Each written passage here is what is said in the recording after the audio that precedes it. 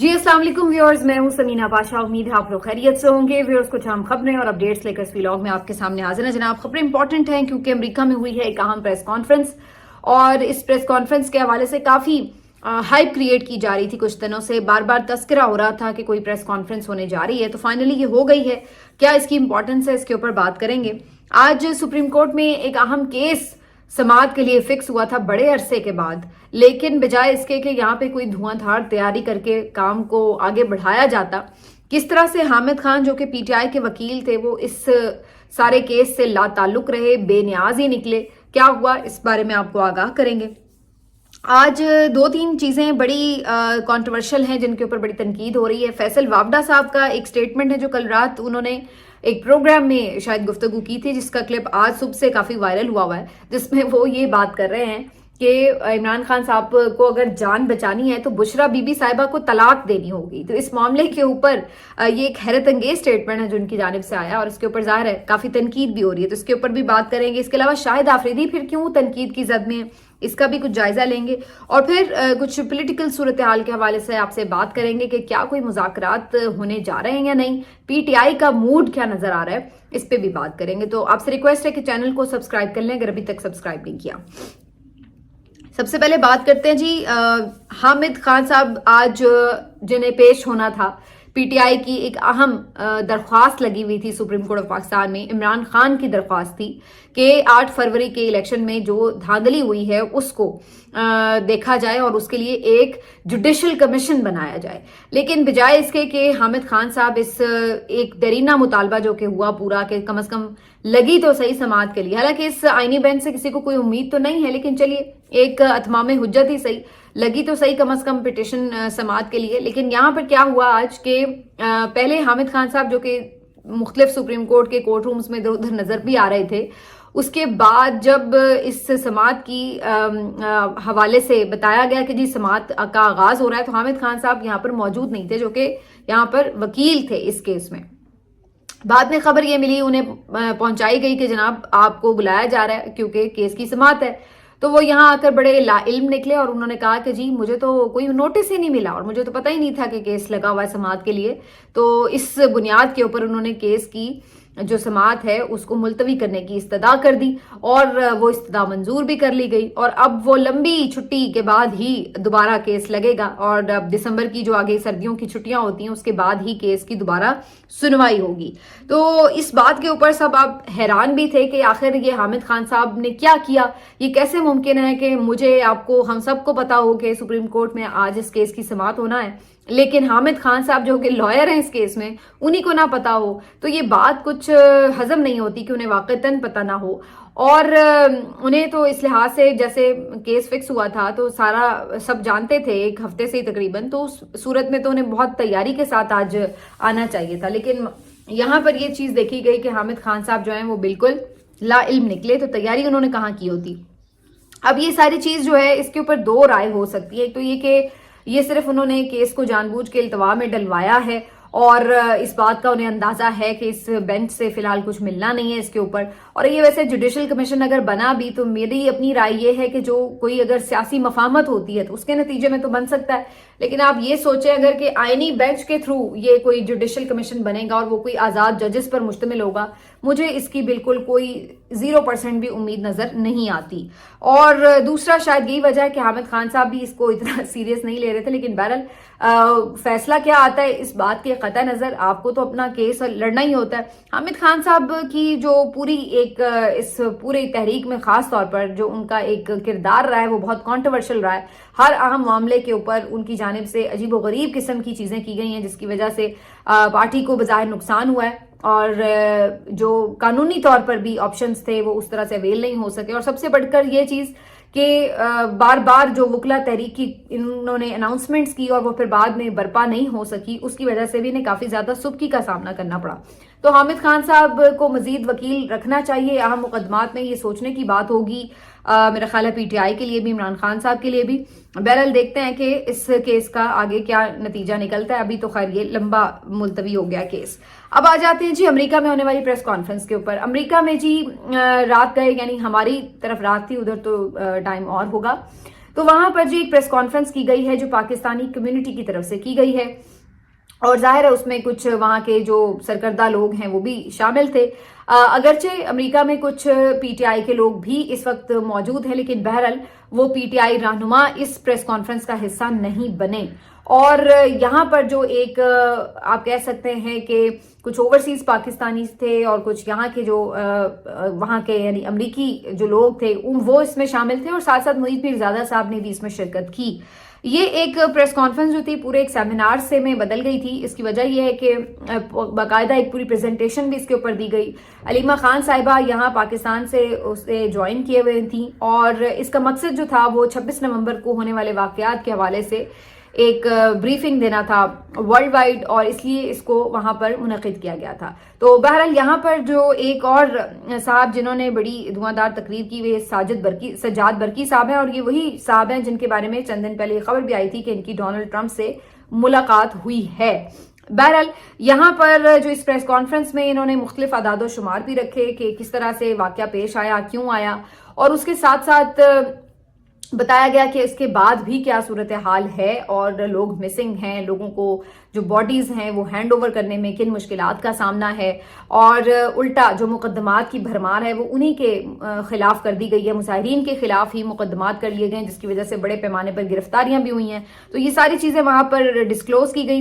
इस press conference में खास तौर पर एक मुतालबा किया गया कि जो ये सारा वाकया पेश आया 26 नवंबर का, इसकी बुनियाद के ऊपर जो अस्करी क़यादत है उसको इस्तीफा दे देना चाहिए फौरी तौर पर, और साथ साथ वो जाहिर है इसके ऊपर इंक्वायरी कमीशन का भी मुतालबा कर रहे हैं।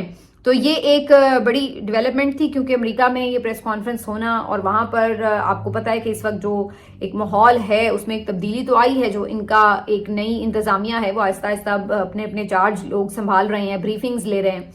तो इस माहौल में वहां पर एक प्रेस कॉन्फ्रेंस का होना और उसमें तमाम तर वीडियोस वगैरह चलाकर हकाइक को दिखाना, ये सब चीज़ें काफ़ी मानी खेज भी हैं। और मैं देख रही थी ऑनलाइन की काफ़ी बड़ी तादाद में लोग इसको ऑनलाइन भी देख रहे थे, और ये प्रेस कॉन्फ्रेंस जो है वो मुख्तलिफ जगहों पर फिर चलाई गई। तो यहाँ पर इसमें छोटी छोटी डिटेल्स के साथ बात की गई। इवन जो कंटेनर से एक नमाजी को, जो इनका कारकुन था पीटीआई का, उसको फेंकने वाला जो वाकया था, इसको भी रिपोर्ट किया, और ये डॉक्टर मुईद साहब ने इसको रिपोर्ट किया था।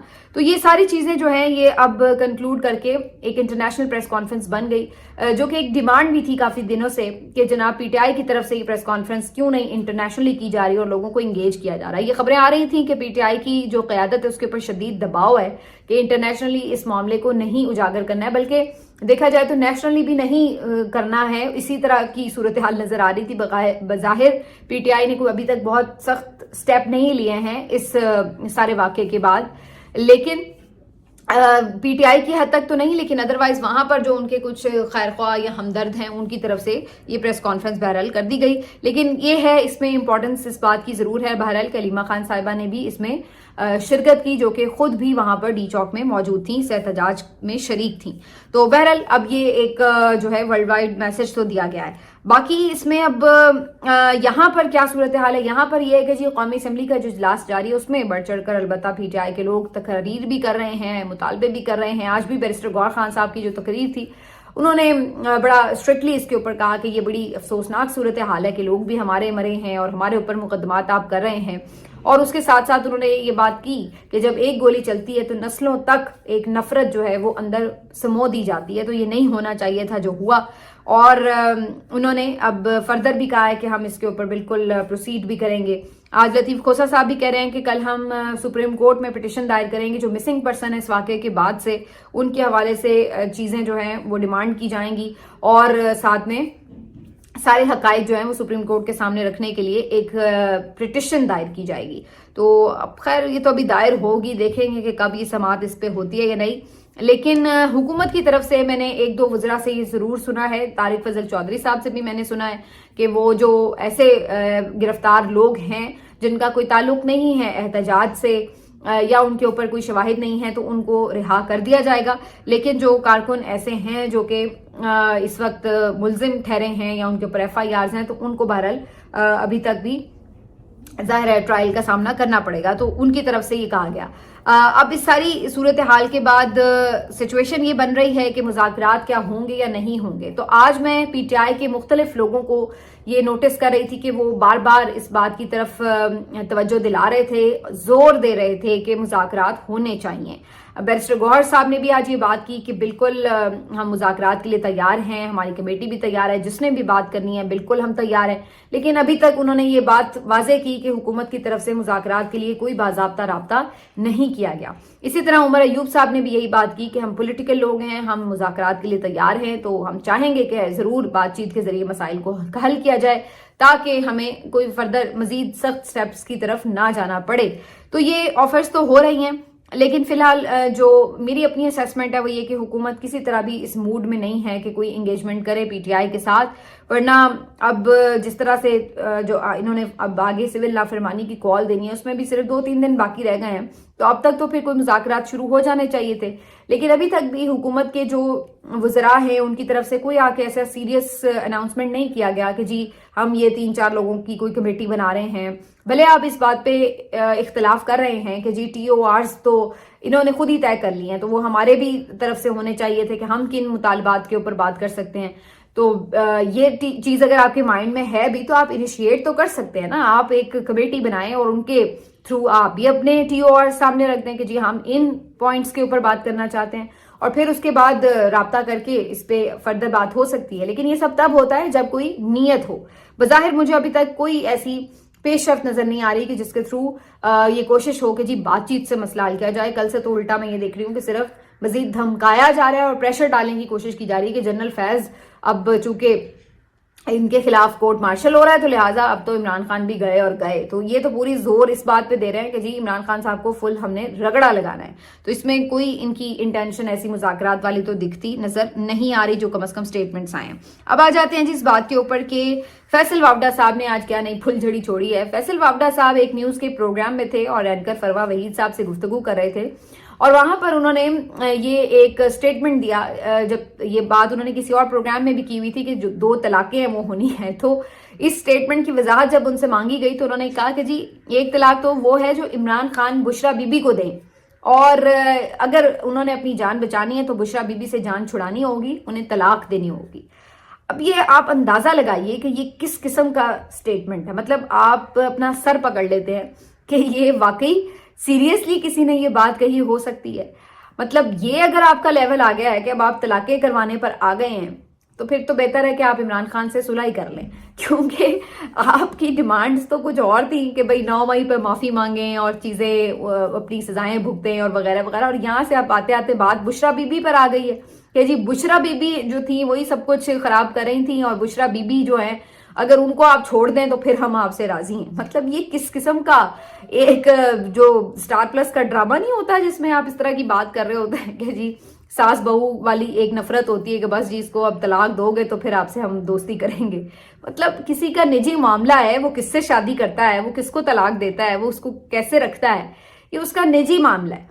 آپ کیسے کسی سے یہ ڈیمانڈ کر سکتے ہیں اور نیشنل ٹی وی پہ بیٹھ کر یہ ڈیمانڈ کر سکتے ہیں کہ جناب آپ ان کو طلاق دیں. مطلب کتنا آکورڈ لگے اگر کوئی آ کے فیصل وابڈا سے یہ ڈیمانڈ کرے, آپ خود سوچئے.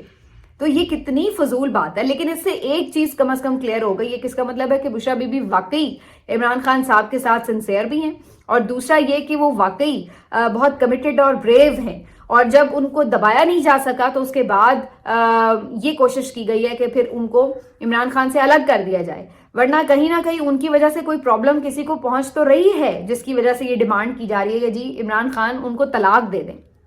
حالانکہ یہ تو کہیں دور پار میں بھی کہیں پہ یہ کوئی مجھے آپشن نظر نہیں آ رہا ہے کہ ایسا کچھ ہو سکتا ہے. عمران خان صاحب کتنے بشرا بی بی صاحبہ کے ساتھ اٹیچڈ ہیں اور کتنی ان سے محبت کرتے ہیں اور کتنا ان کا ریگارڈ کرتے ہیں, وہ سب کو معلوم ہے.